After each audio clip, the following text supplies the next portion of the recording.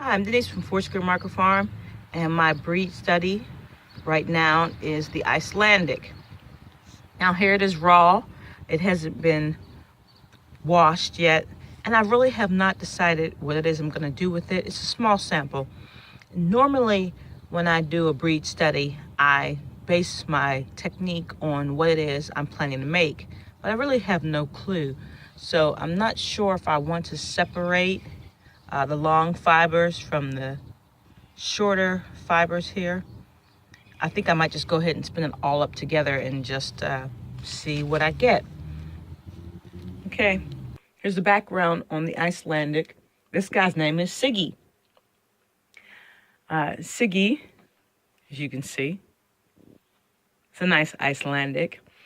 Now, Icelandic comes in a wide variety of colors. It's an open and airy fleece with very little grease. Comparing it to like merino or something, some of the heavy grease fleeces. The outer coat is the tog, if I'm saying that correctly, and that's this right here. The average length of the tog is anywhere between 4 and 10 inches. And then the inner coat, I should say that this micron count for the tog is variable, somewhere between 28 to 31 for the outer coat. And the inner coat is called the tail, I believe.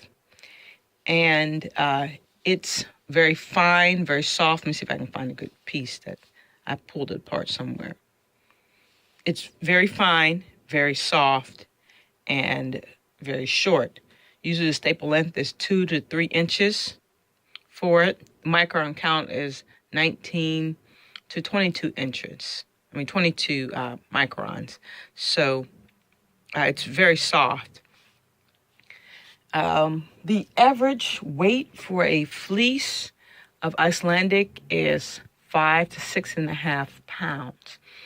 And you find Icelandic mostly in Canada, United States, and of course, Iceland. So this fleece is going to be really interesting. Like I mentioned before, I don't really have any thoughts on what I'm going to do with it. I don't have any preconceived notions about Icelandic, except for the fact that I know it felts marvelously, and I'm not going to felt it. So what I'm going to do is just spin it together. I'm not going to separate the two out, especially since I only have an ounce or so, and it really wouldn't be much. So I'm going to put in my mind that I think that I'm going to make some fingerless mittens or muffetees.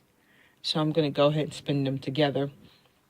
Now this inner coat is next to the skin soft. The outer coat is variable. So they should make some really nice muffetees. I should be able to tolerate that really well on the hands because, of course, as you know, I make a lot of the fingerless gloves and mittens and things like that from the Cheviot. So this should work up about right. So it's already been washed, and I'm going to go ahead and cart it. And I'll be back after I've spun it up. Normally, I would have filmed as I spun through the process. But in this case, I didn't really enjoy the spin.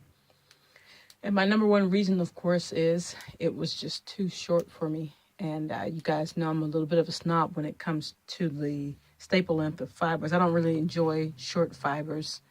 And it was short. Even with the undercoat carded in together, it still was shorter than I would have liked.